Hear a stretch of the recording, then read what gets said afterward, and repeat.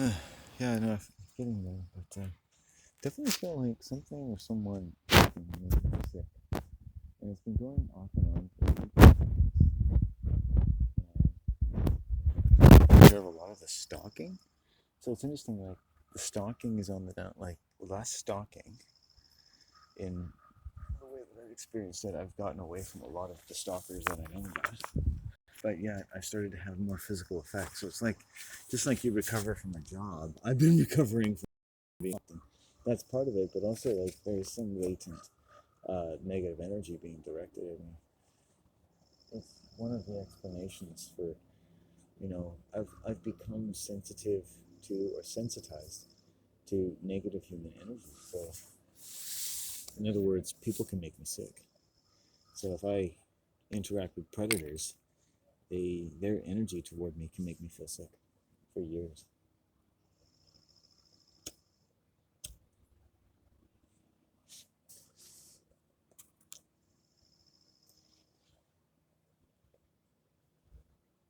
So interesting. And I feel it. And then what I have to do is I have to learn to 12:55 next. I have to learn to reason my way through it. If you're gonna live in a realm full of brutish, sadistic, hardworking, honest, innocently shocked, and aggravated people, you might have to learn to suffer.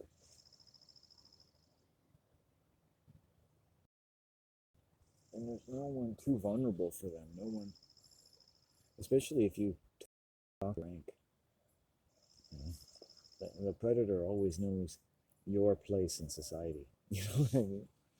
And the predator is more likely to want you that you have any place or have contributed enough to have a place or voice in society.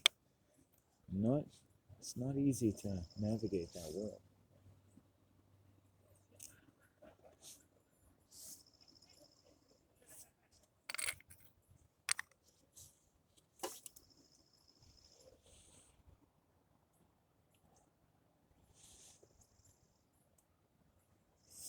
So it's almost one, so it's good. I just wish my nervous system wasn't so aggravated. But I think a predator aggravated it yesterday. Wow.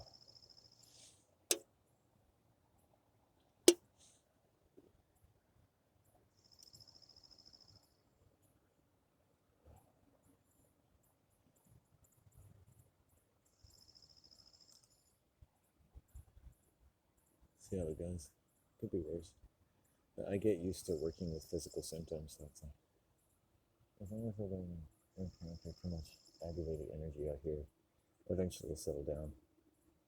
You forget about it and life goes on, but it could be days, weeks, months of your life.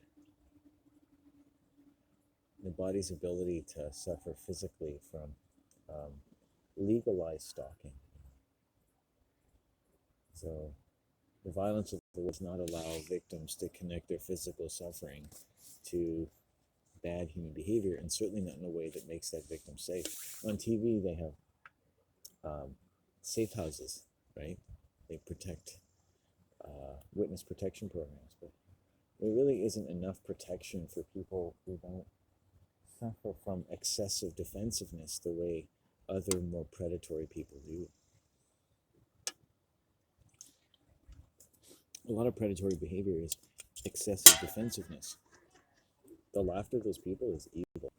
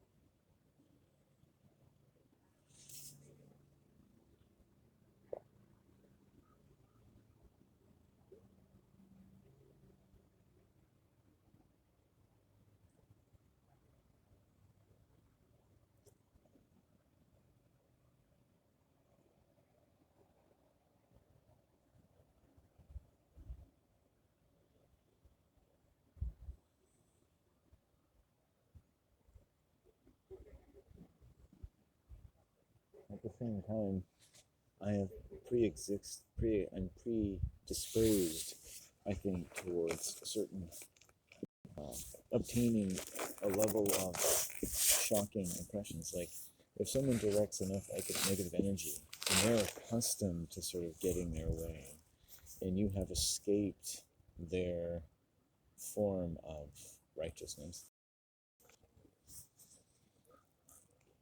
their form of justice. I've met a lot of predators, very strong, aggressive sense of what's right, and it ain't you, right? These sometimes people who become accustomed to telling other people how to behave, and they're the ones at work that know what everyone should and should not do.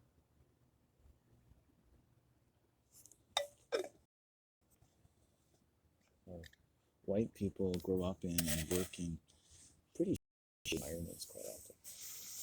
I was sexually assaulted by the first female boss I ever had. The first boss I ever had was a female, and she touched my genitalia and ground her hips against me, and the first hour of my first job, or at least my first real job. And I was about probably 23 years old. You could kind of see why I was scared of working. It exposed me to these types of, middle class sex predators. They could do a job really well and touch your dick at the same time. Pretty good, eh? Maybe if I'd slept with her, I would have got a promotion.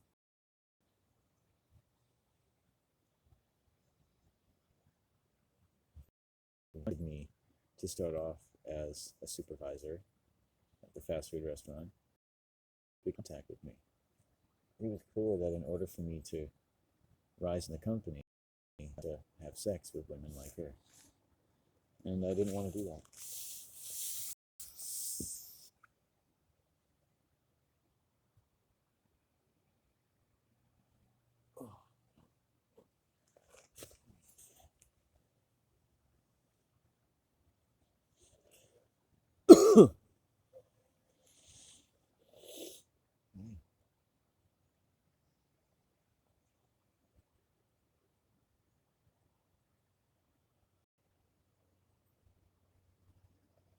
Anyway, it's just a story, and my stories are shocking and stuff. But I guess my world, if you will, confirmed me my fears.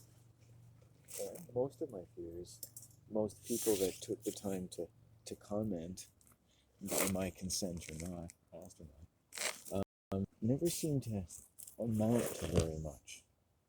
I don't know if you've noticed that, how sometimes your concerns cannot amount to very much to other people. And your fears. Yeah. I thought that was really interesting.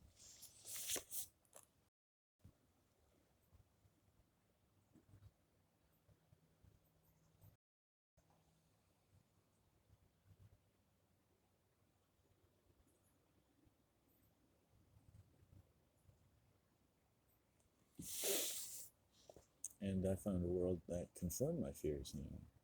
I was afraid of girls, for instance, and even though no one would listen to me, and I didn't live in a world that allowed a boy to be afraid of girls, throughout my life, it just confirmed over and over again, I should really be afraid of girls. I should be afraid of the vajayjay.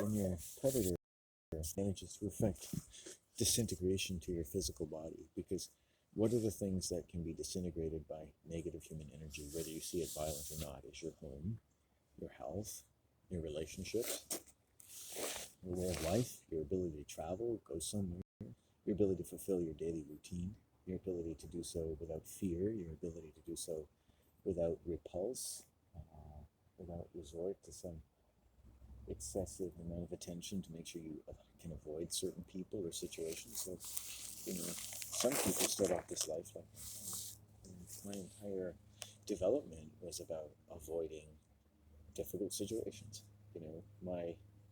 My home was populated by an ongoing sort of drama that required that you protect yourself from all kinds of ugly and menacing specters. And the brains of my siblings, in ways that I could notice by the age of, say, 5 or 6, were having to do the same thing. It's not special to me. I mean, any child in that situation is noticing something. They don't maybe know what you're noticing, but you're noticing anything that you can notice. Like, if you didn't know what the dawn was, you could notice the sky was getting lighter. You'd say, oh yeah, do you know what the dawn is? Well, I noticed the sky was getting lighter. You could notice people's behavior changing. It's not like you're noticing everything that a PhD in human development is noticing, but you're there experiencing it, right? Your life is the one on the line.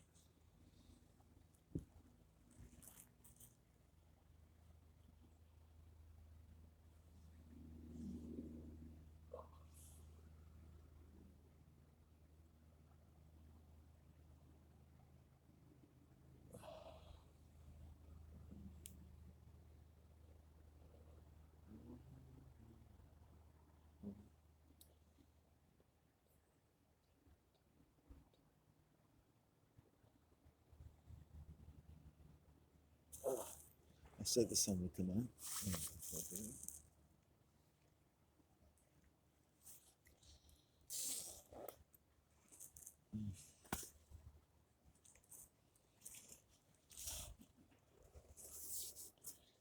Don't go taking my heart. So I talk about violence.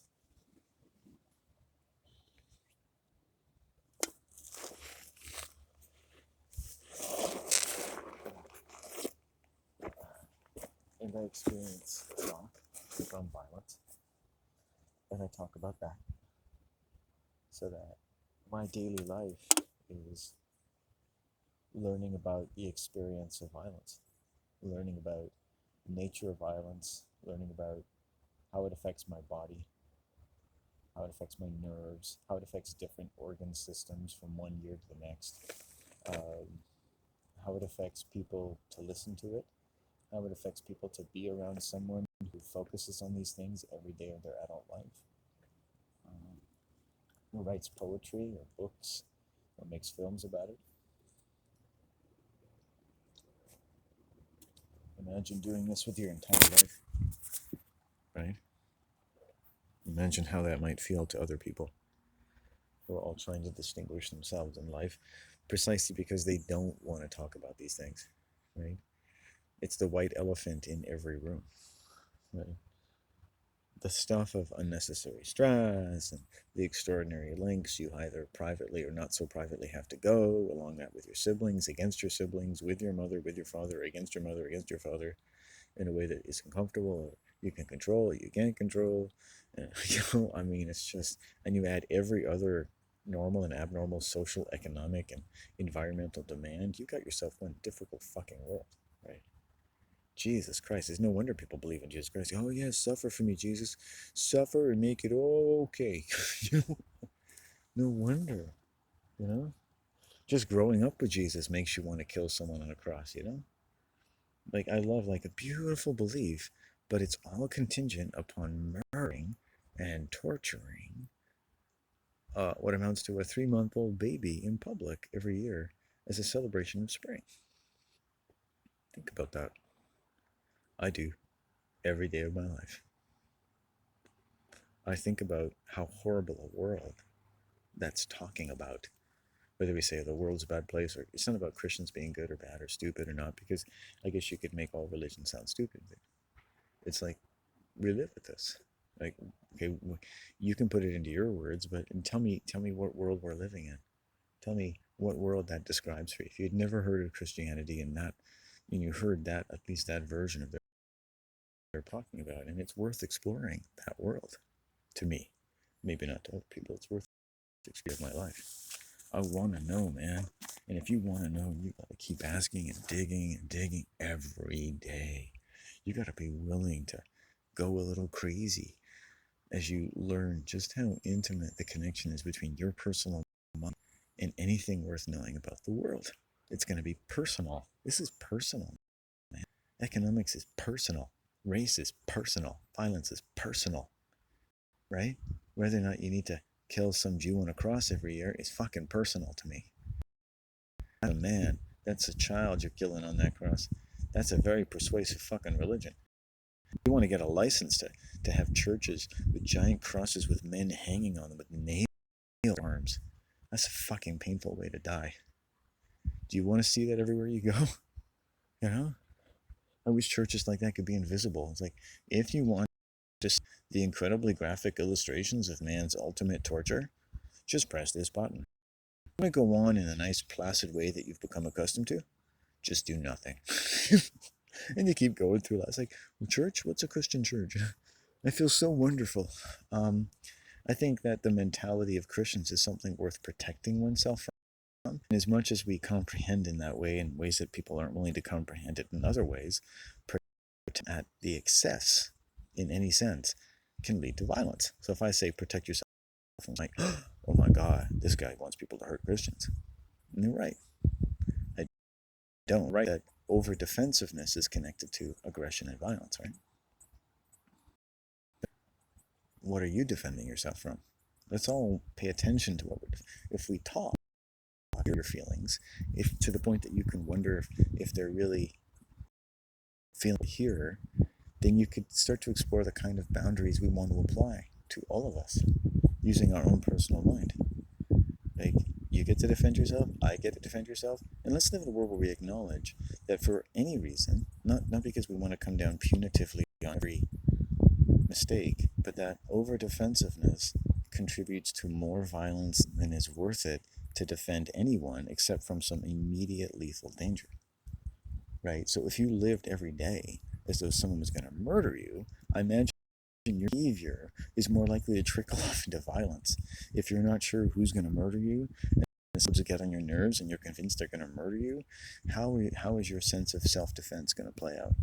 This is kind of a way to illustrate, I think, what happens in a society where, as a theory, groups of people through the school system, the culture, what have you, World War, post-World War II and all that, grow up or are groomed to grow up where their nervous system, brain, their blood supply, the articulation of oxygen through their veins, and closing of vessels, anything and everything about the human body that does and does not relate to fear is aggressively defensive mode as groups and masses of people, individually and collectively, behaving as though under threat. Okay, and getting people to live under threat.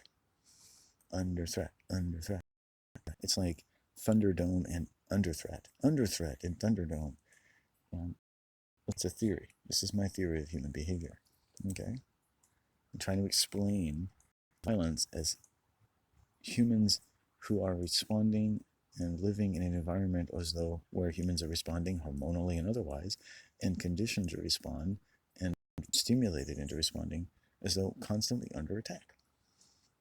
So the best thing to do is to join to groups of people to make sure that you're not left alone under attack, that you can be under attack as a group, that your fashion and even sexual orientation can be a form of self-defense, that sexual violence might indicate that different people, for different reasons, that tell us different stories, not to get into the punitive thing. Until somebody has committed a crime, we're not going there, okay? But that anyone and everyone in a sexual relationship, we're not assigning values and parameters just yet, can be in an excessive state of self-defense. I'm not saying they don't need to be, but let's say you come into a relationship with an orientation that's built up, defending itself from a quietly and invisibly over-defended or over-defensive world, which you might pick up as an overly aggressive world and try to defend yourself from it by joining it. So essentially, you grow up in Western society, you're always joining the army of some kind of collective of defensiveness from whatever real and unreal specters are stimulating you in terms of, let's say, practically speaking, high school. You've reached puberty, you're in high school. Think about the hormones floating around, right? Think about puberty itself as a form of self-defense, in that when a female body, estrogen does a few really powerful things, right? Estrogen's involved in creation and defense, essentially. Creation, defense, in the most powerful way. Like, a female could be seen as the ultimate soldier, love princess, lesbian, any gender orientation you want, ultimate person. And they don't get to be, walking around in robes of glory, doted upon by millions of sycophants, although that might be nice. They basically spend their lives defending themselves from us. Okay, let's just say that, right? So they reach puberty and self-defense. When estrogen is overproduced, when the mother is under attack, she produces more estrogen. And more estrogen is for everything, including self-defense. And by the time her child is reaching puberty and they're in a school filled with estrogen and other sex hormones, everything now is based on self-defense. It's a pleasant prison, isn't it? Where you're offered the relief of pretending to be someone that can get laid or learns how to get drunk and vomit with the right people. You know what I mean? You get squeezed into the personality that you need to survive what amounts to an invisible war. An environment where you've already sustained chronic shock and being removed, whether you like it or not, without your consent, from your home, from the place where you can run around naked and say googa googa googa all day, and at worst your parents are going to probably take you to a doctor and find out what's wrong with you, but mostly they're just going to say, oh, you're being silly and weird again. You get to be yourself. I think the best way to know you can be yourself is when you can be silly and dance around naked and no one's going to arrest you. At home by yourself, dance around naked. Woo, this is who I am, or your vagina, and bend over and look at your ass in the mirror and just be a real chimp. That's when you know you're happy. That's when you know yourself. You want to know myself? Here, watch it. This is me. Meet a woman for the first time. It's like, I want you to know the real me. I'm dancing around, sticking my finger up my butt, smelling it, and falling off the bed. It's just like, wow, you're like a totally honest primate. That's right. But I like to become civil when I come outside and pretend to be someone that's also myself, but really I'd rather be at home playing with myself. Right? Everything I do out here is to defend myself. I can find someone, drag them back to my house, and then I can show them who I really am. At which point I'll still be defending myself. And that doesn't sound very nice. People, you want to share this earth with people that don't have to defend themselves from you. And they don't have to remain in some shock-based sense of self-defense that allows them to base all kinds of unfortunately deceptive ways of interacting with you, and maybe even predatory ways, on their own sense of survival, yours, the group you're in, or the group they're in, as the case may be.